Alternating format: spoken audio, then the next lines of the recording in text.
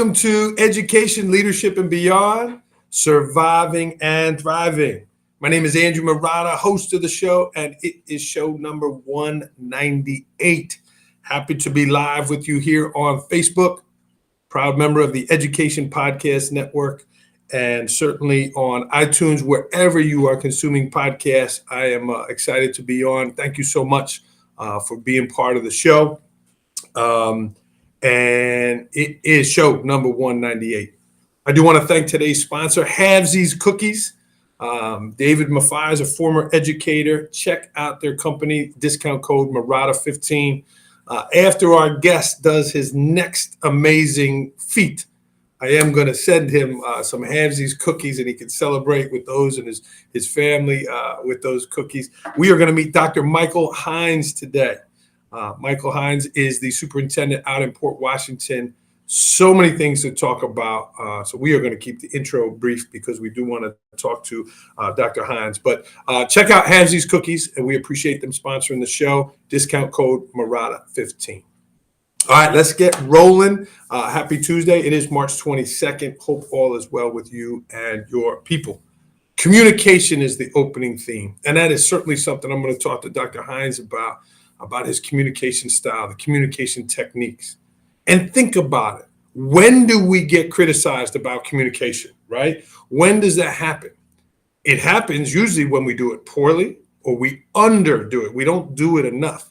Rarely, maybe once in a while, you'll get somebody, hey, enough, right? But rarely do you get, wow, that phone call with all that pertinent information, keeping me updated. How dare you? Or that short meeting you held with all of that effective communication, right? It just doesn't happen. But if you look at the work that Michael Hynes is doing in Port Washington, that he's doing in his personal life, that he's doing in his book, those are so many of the great communication techniques that we need to do more of, right? I'm inspired by these Fireside Chats. He took that coin phrase, certainly from our former president there, and right, just that the communication, the idea of communication, and that is certainly a point, again, in this book here that we are going to talk to Michael about. But enough of me chit-chatting. Let's get today's guest into the show. Here he comes from Long Island. Dr. Hynes, welcome to the program. All right. Thank you, Andrew. I appreciate being here. I'm excited to talk, Michael. Let's jump right in with that. Let's talk about the Fireside Chats, the weekly phone calls home from you. They're posted on your website, but those calls are going home to every family in your district. Is that right? No, it is true. So when I started here 3 years ago, one of the things I heard often was that you spoke about it before, communication or the lack thereof. So what was one way we can keep the district in the know as far as what's happening for the week? Maybe throw out an inspiring quote, highlight some things as far as what students or our educators have done. So I try to keep it down to 2 minutes, and it comes every Sunday evening at 6:45. When I first started doing it, I had mixed reviews. Some parents are like, why are you doing this when I'm about to eat dinner or I'm putting the kids to bed or whatever it may be? But after a while, I would say after 3 months, they really warmed up to it. Now, if I don't do it, I probably won't make it to my car. So that's how it works. Sometimes, they just need to understand the purpose of it. And again, the sweet spot for that is you keep it short and sweet, you keep it inspiring, and you reinforce the fact that you can't wait to see the kids and staff Monday morning. And is it something that kind of builds during the week? Do you have a running tab of where you're putting those speaking points, Michael? It's pretty organic. Many times I don't craft them or create them until Sunday morning because sometimes things happen over the weekend or they happen on Friday. So in many ways, I keep them, I keep it open.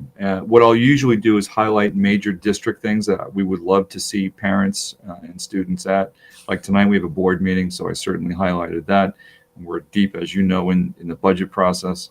And as boring as that can be, it's important that parents do understand where we are in that budget process. Interesting enough, 2 weeks ago, some high school students wrote me and said that your Fireside Chats haven't had many quotes or they haven't been very inspiring. over the past several months. And so I called the students. I actually just had a Zoom with them on yesterday. And I said, thank you for recalibrating what the purpose was. So, being open to feedback, not getting upset when I didn't think it was negative, but understanding different perspectives, all those different things, I think make that fireside chat hopefully a little more effective. Yeah. Well, and we opened with communication, right? And you're proactively doing that. But the other thing you're doing, including when you got to Port Washington, was listening. It's a two-way street there. So kudos to you again and your leadership style to invite that. But I think that's a great idea and something that I want to do more of as principal. Michael, so much to talk about today. You're the superintendent at Port Washington Schools, Long Island. You've had some history there in Long Island. If you're watching live, I know we have a number of live viewers. Jump in. I've told a number of people that you were coming on today, so I know they might want to get involved with the show. But Michael, the opening of your book is about leaders taking care of themselves and leaders being healthy. And I've made some changes in my health just by reading this book. Tell me about that mindset and why it's important that you're doing it for yourself, but also for everyone that's got eyes on you. Yeah, it's well, first of all, many of us who are in leadership positions, we're doing it because we want to serve others, and we want to serve others in the highest capacity that we can. It's very hard to do that if you are not healthy, if you're not taking care of yourself, whether it's mentally, physically, spiritually, emotionally. And so, I think I use the airplane. First thing, if something's happening in the airplane, oxygen to you, then you take care of the kids. You have to take care of yourself. And it's a very disciplined thing that you have to do, which means you have to carve out time to do that. And it can't be like a scratch and sniff, you have to go deeper than 2 inches, and you have to do it consistently to see any effects from doing it. So whether it's what you eat, whether it's sleeping more, whether it's you're walking more, you go into the gym, whatever it may be, those little things over time, I think, lead to not only cognitively you're clearer and sharper, but you're more present and you have more of ability to give back to the kids and everybody else that you're serving. And you're serving in so many ways. You also did a big event yourself, these little health tips adding up to a big event, a 50K, Michael. You could do some algebra word problems with that there. I mean, tell me about that. Why did you want to do it, and how did you get through it? I know it was a tough weather day for you, but tell us a little bit about that. Yeah, so it's interesting. I wrote the book just before the pandemic, and then the pandemic clearly happened, and I found myself not taking care of myself, trying to just get to the next day in one piece because of everything that's happening. And I think we can all relate to that. And what I found last summer was that I was far from healthy. So I said to myself, you know what? I told my wife, Erin, I am going to run an ultra marathon, being that I was 50 at the time. So knowing I'll be 51 when I would run it. I hate running, but I know it would put me in a good headspace. And I just decided to challenge myself publicly, and hoping that others maybe would try to do something outside their comfort zone. So yeah, ran that 50K a couple of weeks ago, just recovered from it. But I'm not proud of a lot of things that I've done, but I'm very proud of the fact that I set a goal and I've stuck to it longitudinally. And my kids have seen a difference with me. I mean, my own children. And that inspires me to try something more, which is why I'm running another one in a few weeks. And hopefully, as I said to you offline, I won't have to surgically detach my legs after that race. So we'll see. Well, hopefully you can put them up a little bit, but help me with some math here. I know a marathon is 26.2. Yep. 70K. Where are we at? So 70K is 40. I want to say like 43 miles. And so my goal though is to at some point, listen, ultra marathons there's some crazy people who do it, but crazy in a good way. You have people running 100 mile races, 150. My goal is to run a 100-mile race within the next 2 years. That's my goal. And then I don't think my legs will work anymore after that. Well, listen, Long Island's long here. You're going to be doing the whole islands pretty soon. Wow. So we'll see. Michael, what is so inspiring and thinking about quotes, I saw a great quote, and I know you're very big on social media, but I saw one recently, right? Weeds and seeds. You can't plant those good seeds unless you remove the weeds, right? And what are the weeds in our lives? So what were some things, Michael, that you planted all these great seeds? What were some things that you maybe removed that maybe wasn't helping your leadership, wasn't helping you serve others? Yeah, I mean, gosh, when I think about how long, this is my 11th year as a superintendent, and almost, I want to say 17 or 18 years, maybe even more than that, as an administrator. If I was to interview myself when I first started to where I am right now, I'm a completely different person. Completely different person.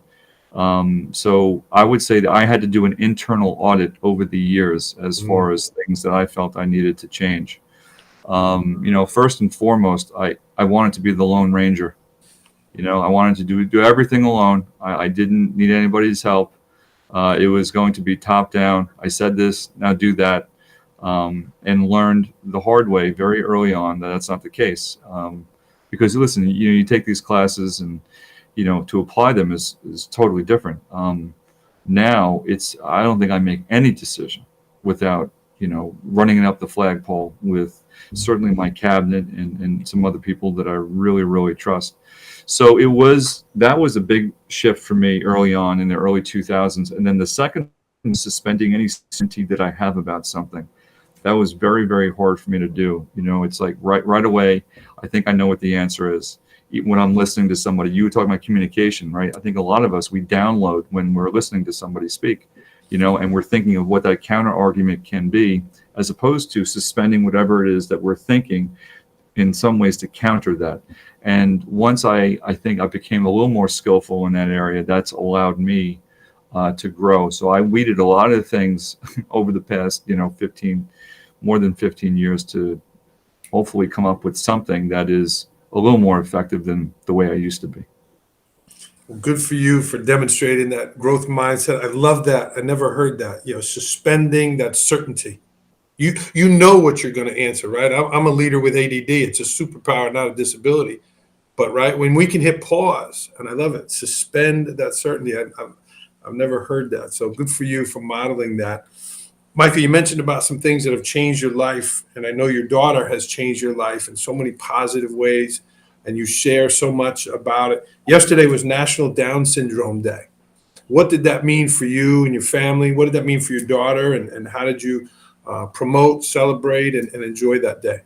Yeah, it's a very special day. I would say every day is a special day with my daughter Sadie. Not to get too personal. When Sadie was born, we didn't know, and not that it would have made any difference whatsoever. The good thing about being an educator is that you've hopefully at some point you've been around all sorts of beautiful kids and abilities and what they bring to the table. So I think they used the quote, you think you're going to Italy and you end up in Holland, right? So you get to learn things that you would never ever experience unless you have a child with Down syndrome or any other, I hate the word disability, or any other, what schools do is they classify students, right? And I have the ability to see the world, to see the education system through a totally different lens, which is it's a gift. It's a gift from God. And my wife and I are very thankful.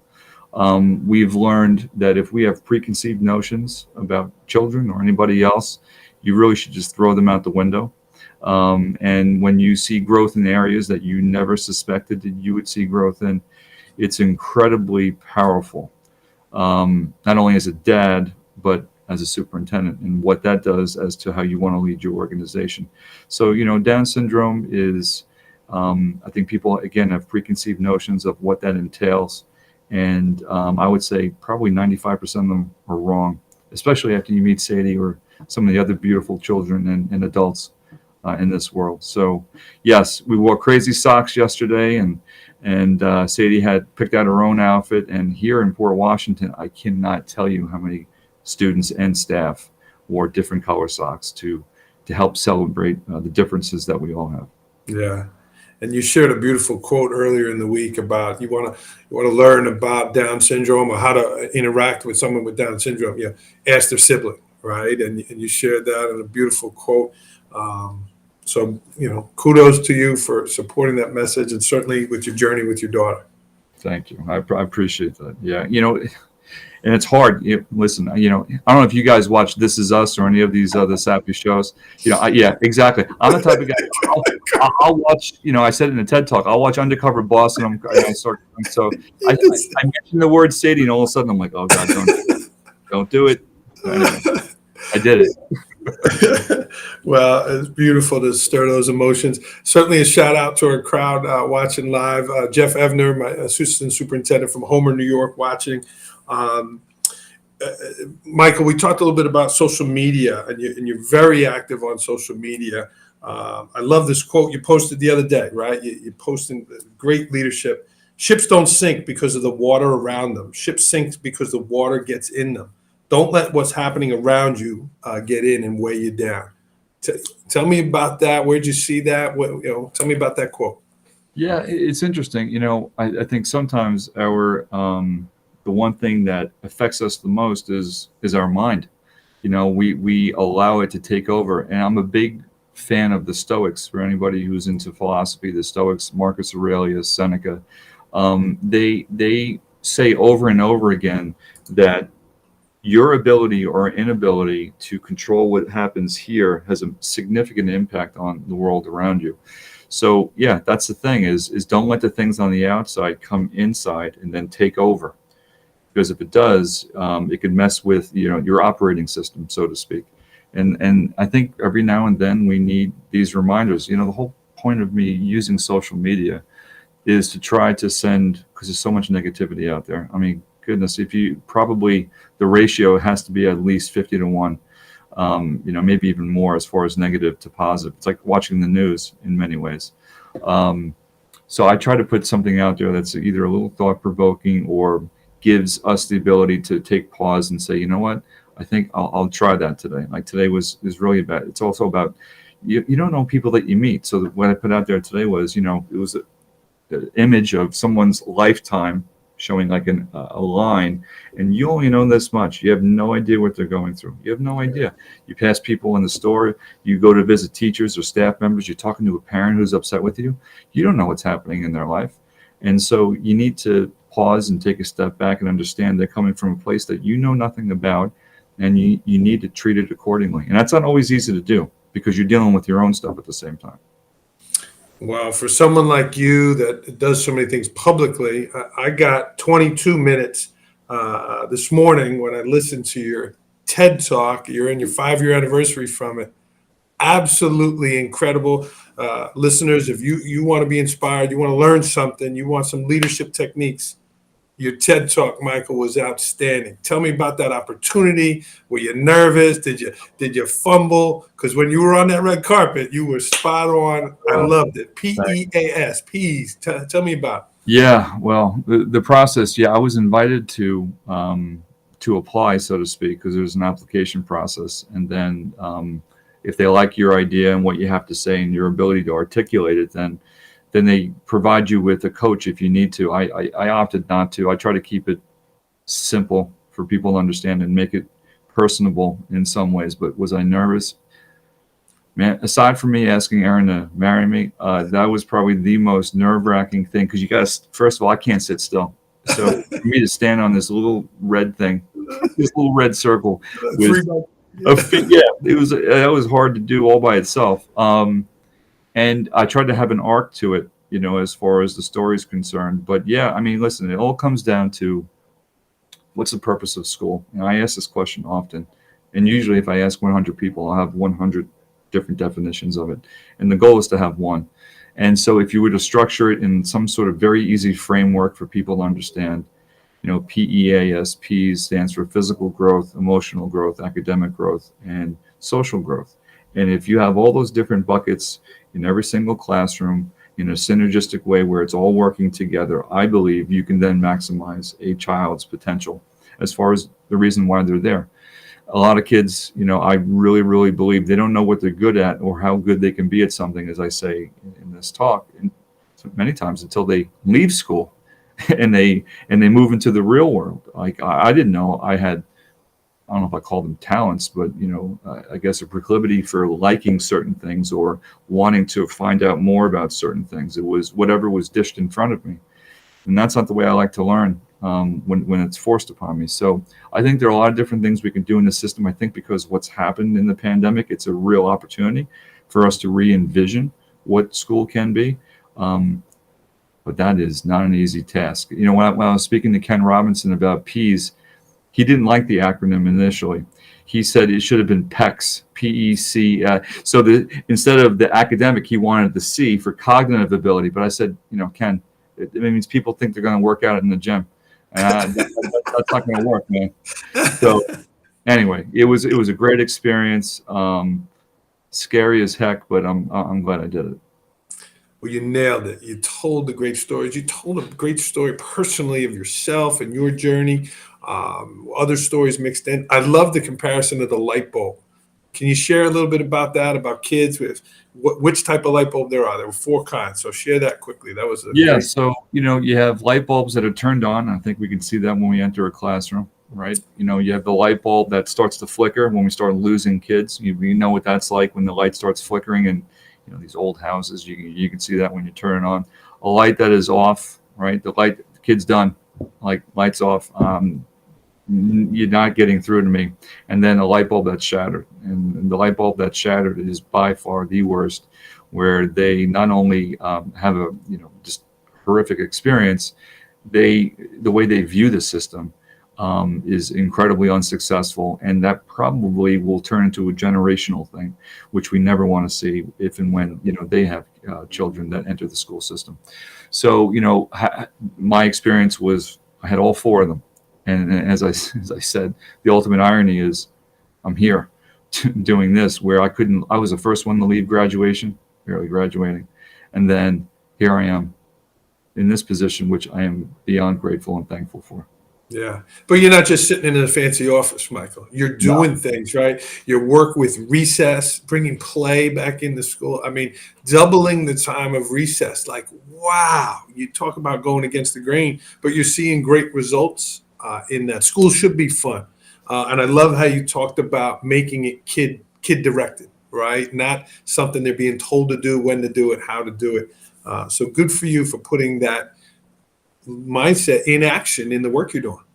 Well, I think what allowed me, Andrew, was to I shadow students too. So when you shadow a student, and whatever grade level, and I've shadowed them all as far as grade levels are concerned, you get to see the school day through their eyes, what those experiences are like, and then you're like, wait a second, Houston, either we have a problem or you can see things that are working really, really effectively. So I encourage all, school leaders, whether you're a principal, assistant principal, superintendent, to not only shadow students, but to also substitute teach for a day and see how much you have a heart attack, how quickly you're reminded what it's like to be a teacher. Because I think many of us, when we get to certain positions, we forget what that's like. Not an easy job, especially now in this day and age, but it brings you back to your roots as far as, why you're here. Awesome stuff. The TED Talk was a great feat. These ultra marathons, these huge things. Writing this book, Michael, what a great feat. And I said, I couldn't put it down. When you read a book and you just, you have excerpts from other people, takeaways, how you use the takeaways. I love that you wrote that in there. Tell me about the idea of this book. Tell me about working with code breakers, and what was your inspiration here? Yeah, it's, I found, and I said this in the book, unfortunately, many of the things that I've learned as a leader is what not to do. And I mean that in the most loving way. The framing of the book was meant to be more like you and I are doing right now. It's more of a conversation. Things I've learned over the years that I think should be non-negotiables when it comes to education, when it comes to school leaders, and how we can impact students and staff in a positive way. So, I try to think of, different ways to make it easy to understand, attach it to people we may, we hold in high regard, and then to have, I think most important, vignettes, little selections from educators and their stories and how it attaches to what those chapters are. So I try to balance it out in a way that is easy to read, because listen, the last thing we have to do many times is to read as administrators and educators, and to put it in very plain language, like we're having a cup of coffee. When it came to publishing, when I went to some of the publishers, they wanted to change a lot of the way that the book was rolled out. They wanted a lot of more research attached to it with citations. I didn't want it that way. And so Codebreaker, I was very fortunate to stumble across. They're like, listen, it's your book, your voice. We'll make sure it meets our expectations as far as what we want to see. We want that to be representative of you. And of all the publishers I met, they were the ones that really gave me more voice in the book. So I'm very thankful for them. Yeah, and it comes out, right? You mentioned a conversation. Like I felt closer to you, not even having met you yet, reading the book. Like I could feel like, wow, he does these things. And you talked about quotes before, and your students want some quotes. I don't know if you used this one yet. I love it. Page 78, right? People are saying how tired they are, right? People talk about how tired they are, and you write. You heard this quote, right? You often feel tired not because you've done too much, but you're done too little of what sparks light in you. Yep. And it's so true. Michael, you're a busy guy. You have children. You're big superintendent. How do you do it? People ask me all the time, Andrew, how did you write your book? Like, how do you do it? Do you sit in your office? Do you dim the lights? Do you unplug your phone? How did you physically do it? There's a great book by Cal Newport called Deep Work, and in that book he differentiates between shallow work and deep work. For instance, or for example, shallow work is I had to attend to 27,000 emails. I have to call X, Y, and Z back. I have to have a very quick meeting to do whatever. All right, that's part of the job. We get that. The deep work is when you set aside time to work on things, to go very deeply into it, and you create a surrounding in an environment where you are almost detached from the world. And he gives an example about Carl Jung and what he used to do to go away and to figure things out in his own mind. I try to create an environment for me. It's like writing your dissertation, right? It's like you have to find time to do it. Even though it's 24 hours in the day, you have to make each hour count. And so each day for a number of months, I found time very, very early in the morning before my kids got up. And at times after my children went to bed and Aaron went to sleep, you find time each day to do it. And after a while, it's like Shawshank Redemption, right? When he's chiseling away after all that time. So that's what you do, a little bit at a time, a little bit at a time. And then you have an outline, you have a framework, and then you just put it together. And that's how you do it. You just, anything that we want to do, if we want to do it badly enough, you figure out ways to get it done. And I really knew if I didn't do it at that point in time, I don't think I ever would have been able to cobble together what I did. So it was very intentional and purposeful, and I was lucky enough to get it done. Yeah, well, and you're really modeling that with what you're doing with the running and the book. And I found a little getaway myself, right? And I've been stealing a night. I'll go away and I'll go for hours now, and I've learned that it really works for me. So you have to find your sweet spot. You do. Michael, you talk about mental strength. You talk about the stuff you're doing, right? Give us some time ownership. I don't call them time management. Give us some time ownership strategies of someone who, is getting it done. You're doing it publicly. Give us some tips here. You have to learn to say no. That's huge. That's very hard for me, who's like a people pleaser. You have to realize you can't do everything, so you have to prioritize what you want to do. Like my calendar, I have non-negotiable time set aside each day, at least 2 pockets of time where I don't have anything, but I have time to think. And a lot of my energy is in the morning when I first enter. So I know I'm operating, I think, I'd like to say at a relatively high level. And I know like around 2 o'clock to 4 o'clock is when it starts to dip. And then I usually have a resurgence after like 5. So I know my cycle of energy very, very well. And so I try not to have too many meetings. By the way, my meetings are incredibly short. Not one of my meetings goes that I'm facilitating more than a half hour, 45 minutes. I try to get to the point. Let's get to what we need to do. You need to be respectful of other people's time as well, as you know. Mm-hmm. All right. So My calendar is very important. I have two assistants here who are my, part of the Holy Trinity. They are my right and left arm. I rely on them very much, and they know, what I can do each day. But it's being very intentional with your calendar. This is what I tell my administrators when they're like, "Oh my gosh, we have one more thing we have to do. We have what? Well, it's like a closet. If I buy a new shirt, I'm getting rid of two." That's the way you have to figure out your time, because it's the one commodity we can't make more of and/or buy. So it's very precious, and you need to be very diligent with your time. And that's one thing I've learned over the years to do. Yeah. And saying no is hard. It's like Andrew saying no. It's not easy to do, but you have to at times. And maybe you can have somebody else do it for you as opposed to you doing it. Yeah. Mastering that calendar, and between the tools we have, right? You got to learn to work these things, and but I know just so much on your plate. Michael, is there something that you wanted to talk about that I didn't ask you about? No, I think I like the way that you touched upon a lot of different things. I think as we started getting into the sunset of our career, it's important that you start watering others and assisting them. So giving back to the new administrators that are out there who are really trying to make a difference in kids' lives. Like all our new administrators here, I meet with them once a month individually, and then as a cabinet here. A, they feel supported. B, I think we all share war stories as far as what's going on. And so giving back to the new talent is very, very important. That's something I try to set my time aside for as much as I can, because I never had that.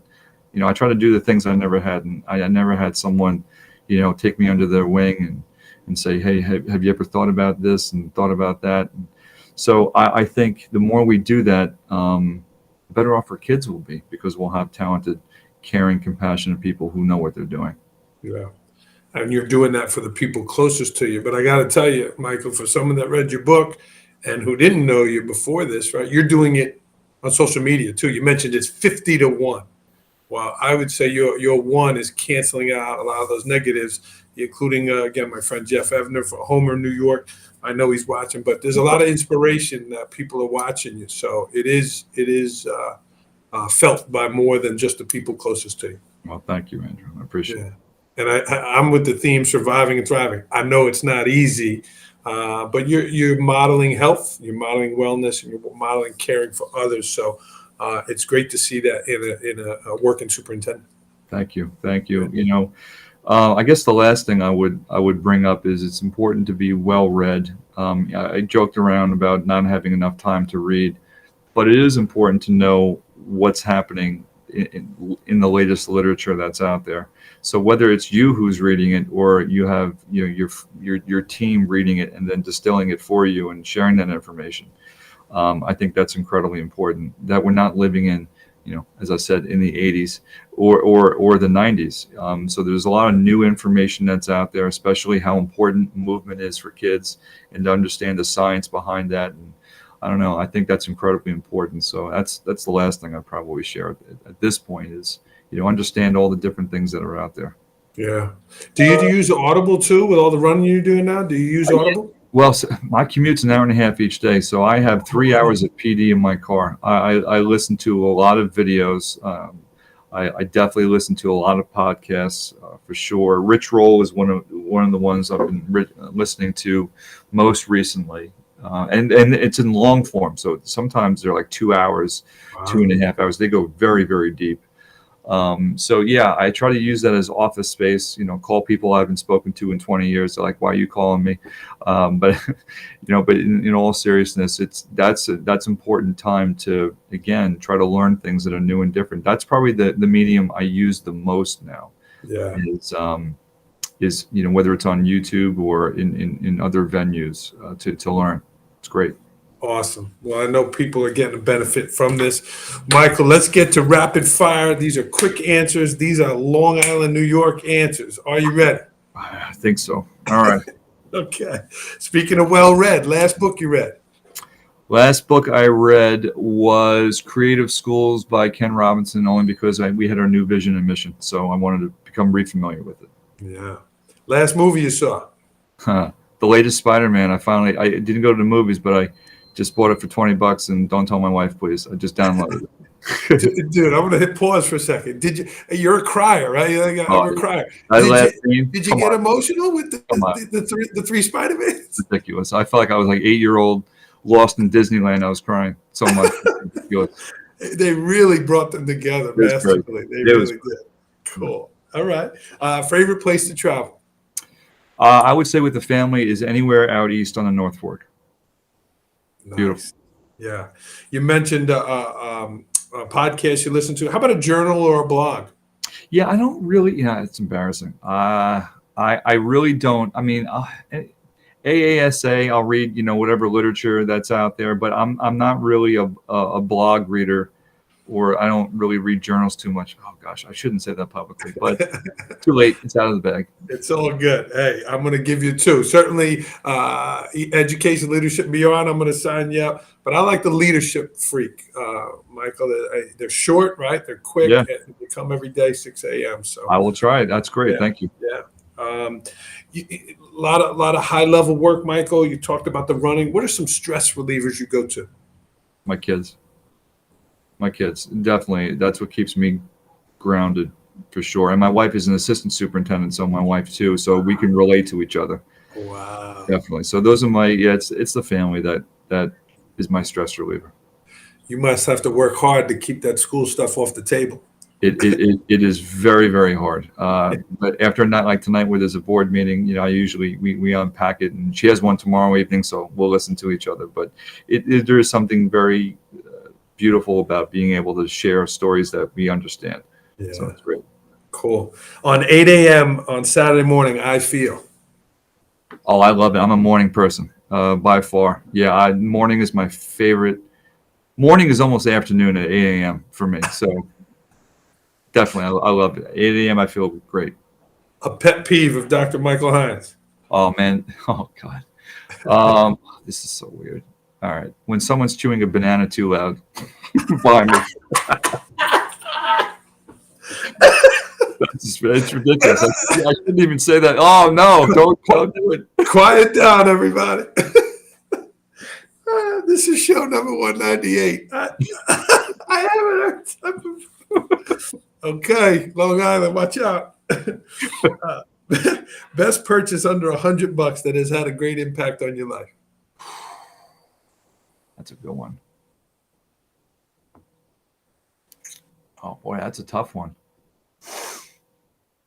Seriously? A nice pair of socks goes a long way. That sounds silly because we're on our feet all day. Yeah. I splurged and I got like a $20-something pair of socks, and it makes a huge difference. I sound like an old man now. I'm talking about socks, but it's true. We're on our feet all day long. When we were kids, it was like a bag. Now they actually fit to your feet, right? You know what I mean? It's true. It's true. But like, yeah. So socks that are really comfortable, especially for us, like principals and administrators who walk around all day, huge difference. Great investment. Yeah, and I know we talked about no ties. I've been going with some short socks. Kind of keeping it off the legs a little bit. Good for you. That's awesome. That's it. That's the way to go. Got to watch it when you're sitting down, though. Just don't eat a banana either while you're doing that, because that would not be good. You better be quiet. Favorite beach on Long Island? I have to say I love Robert Moses Beach. There's something about the ocean. I mean, I could say Jones Beach too, but it's too far from where I live. So yeah. I would say Robert Moses. Yeah, it's so wide, right? Yeah. And we talked a little bit about Shelter Island too. What a special place there. There's a beach on every street. Yeah, pretty much. It's 360 beaches all the way around. Yeah. Sure. If you've never been out to Shelter Island, Michael was a superintendent there. I've spent many summers there, and what a great place to be. How about your traffic hack? You mentioned your commute. What's your Long Island traffic hack? And the only one I have is I drive like Jason Bourne. That's it. So if someone's in my way, I drive on the staircase. I'll drive on the median. No, I'm just kidding. My traffic hack is, because my commute's an hour and a half, I stay off the expressway. So I take Ocean Parkway. It's another 15 minutes, but at least I'm not, gripping the steering wheel, like holding on to death. So I'd rather drive an extra 15, 20 minutes for a serene drive than to be stuck on the LIE. Man, stress relieving right there. Yeah. Something about Michael Hynes that people do not know about. Okay, that's a good one. So I used to play tennis often. I was an assistant teaching pro, and I taught. Oh, wow. Ever see The Devil Wears Prada? No. Okay, I understand why you didn't. It's a very famous movie. Anyway, the editor-in-chief of Vogue, Anna Wintour, is what that movie was based on. I taught tennis to her at her house for about 4 years. Wow. Very interesting. It was very interesting, and she's a wonderful, wonderful person. So all the different stories that people have heard about her, they are not true. She's an amazing woman. Beautiful. Did you, as a tennis person, did you watch King Richard? I did. Very, very well, very, very well done. Wasn't that interesting? What a great story, right? It was an incredible story. Will Smith was ridiculous, and I've said it for many, many years because I remember watching the two of them come up, Venus and Serena, and they literally changed the tennis world. My favorite player, however, is John McEnroe by far. Oh my God! Yeah. They mentioned him in that. Yeah, yeah. There you go. He's a real New Yorker. Yep. Michael, you're doing great things in Long Island. You're doing great things. The writing, the TED Talk, very inspiring. How can people get in touch with you if they want to learn more about you? So I guess social media wise, my Twitter handle is Mike Hynes 5, and then my Instagram account, gosh, I gotta think about it, is Michael_Hynes 7. Those are probably the two best ways to do that. Yeah, and you're sharing the great things in your district, but you're sharing great things for leaders as well. Mike, you had a couple cool quotes, a couple things that really resonated with me. Do you have a favorite quote? Maybe a mantra, maybe a mindset that you want to share as we end here? Yeah. The first one that comes to mind is he who thinks he leads but has no followers is only taking a walk. And it's really about influence and how you influence others, because in many ways, and I think it resonates for all of us, you have to really believe in the person and what they stand for. And so influence, as John Maxwell says often, that's one of his 21 laws, is an extremely important thing. You can't force people, but you can certainly influence them. So that's the first one that comes to mind. Awesome. This is Dr. Michael Hynes, everybody, Port Washington, Long Island. Michael, this was great. I'm inspired. Leaders, if you are looking for something, whether to end your year with some inspiration, it's your summer project. Really great stuff. I've changed my diet. I've changed a number of things I'm doing. So, Michael, thank you for the leadership you are doing in your schools as well as out on social media as well. Thank you. I much appreciate it. And it was a pleasure speaking with you, and I appreciate the opportunity. Good luck at the board meeting tonight. I'm going to need it. All right, everyone. This is show number 198. Happy to be on here, Dr. Michael Hynes. Again, please support our sponsors. You need to send a gift to somebody. Hynes cookies, great local company. Michael, we're going to send you out a batch there on Long Island after your next race. Murata 15 is that discount code. I am at Andrew Murata 21 on Twitter. Signing off here on Education, Leadership, and Beyond.